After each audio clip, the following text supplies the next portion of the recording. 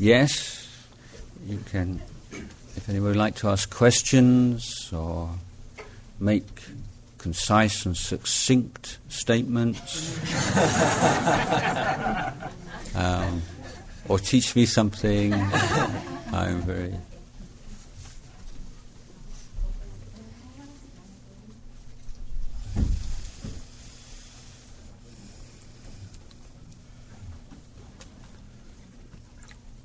Ajahn, I heard a talk where you said that you were saying that the proper place to put your mindfulness in daily life is on sila. How's your sila? Is this different from what you were saying? No, that's one area of it. The point I think I made probably in that talk that I make quite often is that you always have to be mindful of something. You can't just be mindful. And some people say, I'm being mindful, but there's this kind of fuzziness about it. You probably mean you're just trying to be in the present moment. But I don't think that's precise enough. And it's not really sustainable. Particularly when you're under pressure or time pressure or emotional pressure or when there's a lot going on.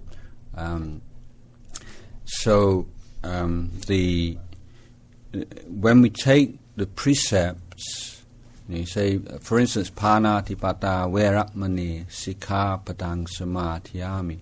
Sikkhapadang means a training. It's a rule. It's not a rule or a commandment. It's a training. And the word Samadhiyami comes from samadhana, which is very closely related to the word upadana, which is the Pali word for clinging and attachment. So there's an idea if you have an ignorant attachment to something, that's called upadana. But if you take something up wisely, hold on to it wisely, then it's samadhana. So we're taking up certain boundaries for action, certain standards of action as skillful means to train or educate our conduct. So these are not, as I say, rules, commandments, but they are a mindfulness practice. Keeping precepts is a mindfulness practice. You are mindful of the precepts. So we tend to act in very soberingly mindless ways. Our minds just fall into ruts of habit and act in very sort of automatic kinds of ways. Sleepwalking. I used to like to read about hypnosis, and I was think, how is it that people can be hypnotized so easily? You think, is that really possible? And then I read someone who's a hypnotist says that basically most people's normal mental state is just that far away from hypnosis. It's just sort of just tipping them over the edge. So the precepts help you to wake up.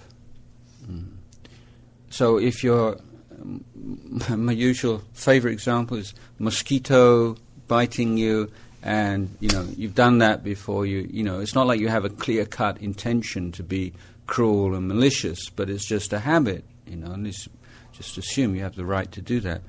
But if you've taken precepts and you've reflected on them, and you're considering them as an important instrument by which you're training your conduct, then I hope that as perhaps the impulse to swat them, what am I doing? So at that moment, that's a moment of mindfulness, isn't it? You've woken up from a habitual, thoughtless action, and the moment you stop and you wake up, the wisdom faculty is able to function. What am I doing? Is this wholesome? Is this unwholesome? Is this in line with my ideals, my aspirations? Is this the kind of conduct that I'd like to support and encourage in myself? All these kinds of thoughts can arise because you have stopped and woken up. And you're able to wake up even in, as I say, when there's a lot going on and you don't, even if you're not particularly calm, but that recollection of the precept is enough just to cut that stream of thoughtlessness and allow an evaluation of what am I actually doing right now. So this setting, the sila in Buddhist tradition has to be voluntary. If we feel it's imposed upon us from outside, then it won't be sila. It won't be sila in the threefold training or education. And it's rather subtle, and there's a wonderful discourse in which the Buddha says, if you refrain from killing and stealing and sexual misconduct and lying and consuming intoxicants, and on the basis of that you feel you're superior to someone who does not refrain from those things, then on that ground your sila is sullied. Your precepts are no longer pure because you feel that they make you superior to someone else who doesn't keep precepts. So it's not just a matter of just following a set, rigid rule. I mean, these are tools to use, as I say, to educate your conduct. So that if you can be mindful of your precepts, then you can be confident that even if you get caught up in things a little bit, you're a little bit deluded sometimes, or you take your own side and you're not so honest with yourself sometimes, as long as you keep those 5 precepts, you're not going to create any really heavy karma, which will be very difficult to deal with in future. So you're keeping basically in the realm of the workable. It's when you start to compromise on the 5 precepts that you're starting to get this feeling that in meditation you're going 1 step forward, and daily life you're taking 2 steps backwards. So.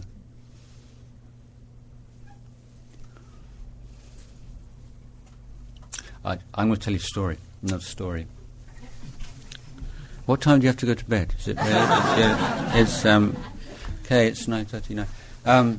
This is a story about Tibetan laymen, and whereas Theravadas, we all try to go to pay respects to the Samvay Janiya Satan, the 4 holy places in India. For Tibetans, the place to go is Mount Kailash. And, Mount Kailash and this, what's the name of the lake? Manasrovar, is it? So they do this 3 steps, 1 bow thing all the way around this big lake, which is 4,000, 5,000 something more meters up. So the oxygen's very thin and it's very tough. And do this circumambulation. And so this one Tibetan man who went, he got there with great difficulties and incredible faith, and he did this really tough circumambulation around this holy lake. And then he went into the temple, and he bowed and he made this puja, and he prayed to the Buddha. And he said, "Lord Buddha, in my lifetime, I've led a not very good life at all. I've killed, I've stolen a lot, I've committed sexual misconduct, I lied awful lot of lies, and I've drunk a lot, got drunk a lot, and with the power of this merit that has accrued to me through this circumambulation of this holy lake, may I be cleansed of all my sins. So tears starting to fall to his eyes. Very touching moment. And then he says, Lord Buddha, when I get back to Lhasa, I'm probably going to kill again and steal, probably going to commit sexual misconduct, probably going to lie every day, and probably going to get drunk a lot. With the merit that's accrued from this holy act of pilgrimage, may I be cleansed of all those sins as well. So, not the right attitude. The Buddha says, can you cleanse? Well, the Buddha praised when we do something wrong, then, and this is my analogy, not the Buddhist analogy, it's like you're driving a car in a foreign country that you've never been in before, and you don't have a very good map, and you haven't got one of those, what they call GPS, and you let's say that you take a wrong turning, how would you feel? Would you feel hopeless and worthless and terrible and berate yourself and accuse yourself? I would hope and think that you would say, took the wrong turn here, take a U-turn and get back. You'd think, well, it's quite normal, driving in somewhere that you don't know without a map or with a very sketchy map, and it's quite normal. I don't think that you'd hate yourself or hate your car or get angry with the road. So, similarly, friends, when we make a mistake in our own lives, you don't have to make a big drama out of it. Just U-turn and get back onto the path again. And the Buddha, so now we've shifted from me to the Buddha again. So the Buddha, it's a big shift, I know, but what the Buddha said, first step is to acknowledge, recognize, be honest, yes, a mistake has been made. Secondly, not to conceal it, to reveal that fault, to either to a spiritual friend or a teacher or whoever might be appropriate. And the third, unlike the Tibetan gentleman, is to make a firm determination not to do it again. And these are the three elements of repentance and purification that the Buddha taught. And so this recognition, as long as there's defilements in the mind, then, we're going to make mistakes and do stupid things. But one reflection that I find very useful is, if you look back on something you foolish, unskillful you did in the past, and you say, I shouldn't have done that. Why did I do this? And so this. Really, I would suggest you're saying, I should have been somebody else. I shouldn't have been me. I should have been somebody else. You see my point? It's absurd, isn't it? I mean, how can you wish to be somebody other than you are or were? You were who you were. On that day, at that time, you had this amount of mindfulness and this amount of delusion, and so if the amount of delusion and defilement in the mind is stronger than the power of wisdom and understanding, then how could you expect anything else? But the amount of wisdom and the amount of foolishness are not fixed qualities. These are the results of effort and action, and this is something that we can take responsibility for in future. So take a wrong turning and get back on the road again. Sorry, a long answer. Does anyone else have anything they'd like to talk about?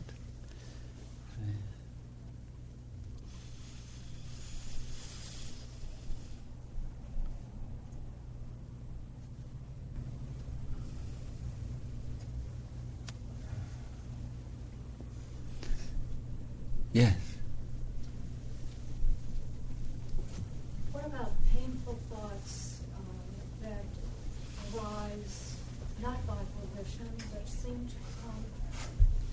their own accord, not even seeming to be prompted by one's current situation, but they arise never and fall.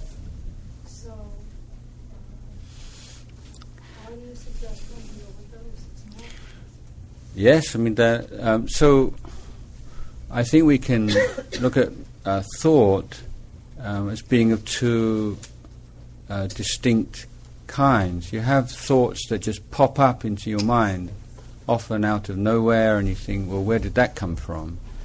And that's what we call old karma, or the results of old karma. We think about that, we think like that, we have that kind of thought because we've thought that before. And it's based on things that we've said and done and thought in the past. So that's the consequence of it. It's the karmic result of the past. Now, if you simply recognize that thought, then you derive it of its power. If you react unskillfully to the thought, you create new karma. You compound the pain.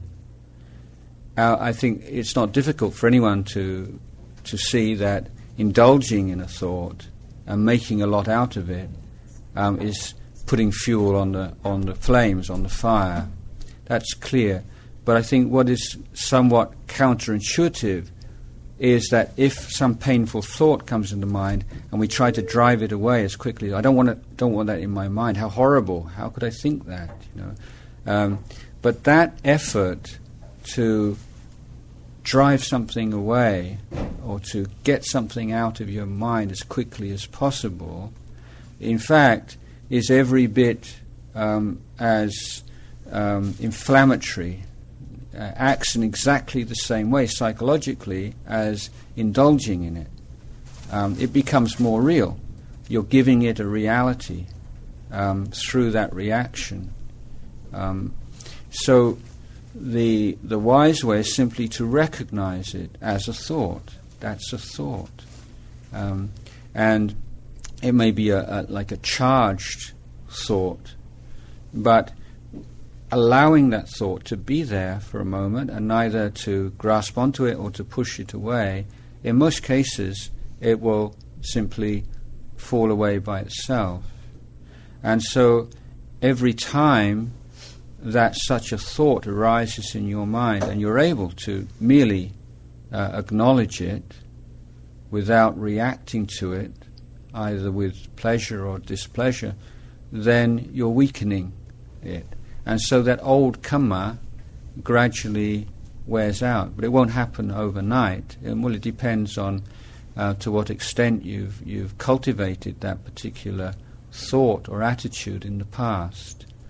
And it may not just be in this lifetime, it may be in previous lifetimes. So it's not something that will respond to an act of will, saying, I don't want this in my mind anymore, I just want to have kind, loving, peaceful thoughts. That would be lovely, but it doesn't really work like that.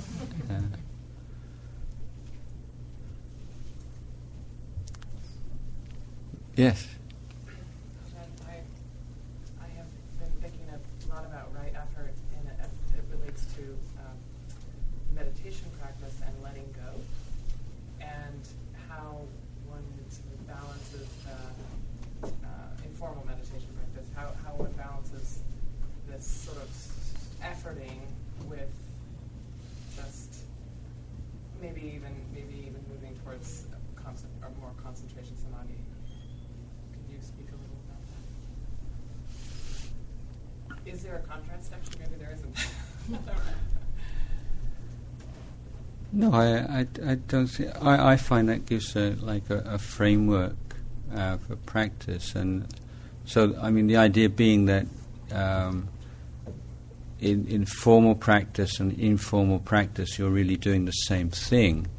The value of formal practice is that you're cutting down distractions to the absolute minimum, and you're focusing on that right effort in a very clear and undisturbed way, which is not always so easy to do outside of that situation. but you're developing certain abilities and certain strengths in the formal meditation practice which should carry on. Yeah. For instance, you're developing a familiarity with mental states as mental states, thoughts as thoughts, and the extent to which you're familiar and you have that perception. These are like wise perceptions we're developing now. The extent to which these arise naturally, spontaneously, is an indication of progress in practice. So if somebody comes through the door who you're very familiar with, a family member or a loved one or a dear friend, you don't have to, who is that? Or maybe you do when you get a bit older, but generally you think, you know who it is without having to think. And so similarly, through putting that effort into form practice, then as a certain amount of just the beginning, just the first tremors of some negative emotion arising, and there's a recognition of it, and it becomes much more sensitive to imbalances and so on. But letting go, I mean, what does that actually mean? I mean, it's a word that's bandied around. In fact, when I was young monk, I remember one of the monks, somebody asked Ajahn Chah, what you keep on saying it's about letting go, but what do you do if you can't let go? And he said, endure. Patiently endure. So that's a part of it. And I would say in general in practice, what we let go is the results, but we don't let go of the effort. So you're putting your best effort, and you're finding reflections and ways to be able to sustain that effort so that it becomes constant, free of fluctuations. But you're letting go of the results in the sense that you're not thinking that I should be more peaceful than this given all the time that I put into meditation, or I shouldn't be making that same mistake again because and why isn't it more like this? Or you have the sad meditator complex where someone had some really great cool experience 5 years ago, and every time they meditate they try to, maybe this time I'll be able to experience that again. That's SMC, sad meditator complex. So syndrome, sad meditator syndrome. There's. Have I answered your question?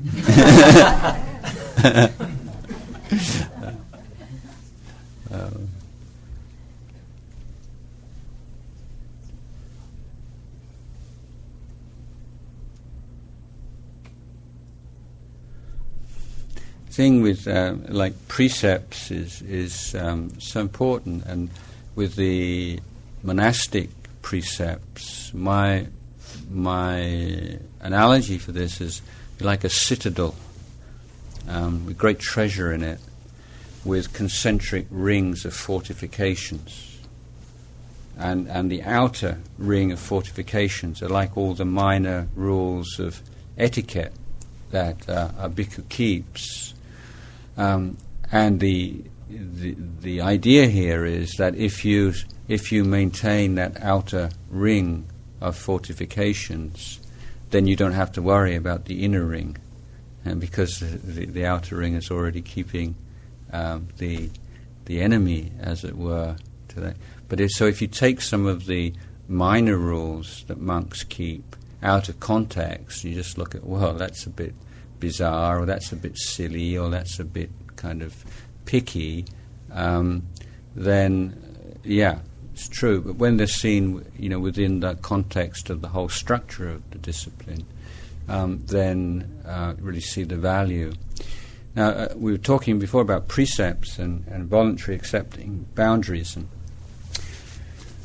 And one thing I suggest is, if you have the the main 5 precepts as a kind of the skeleton, then you can develop certain practices to enhance them or based upon them.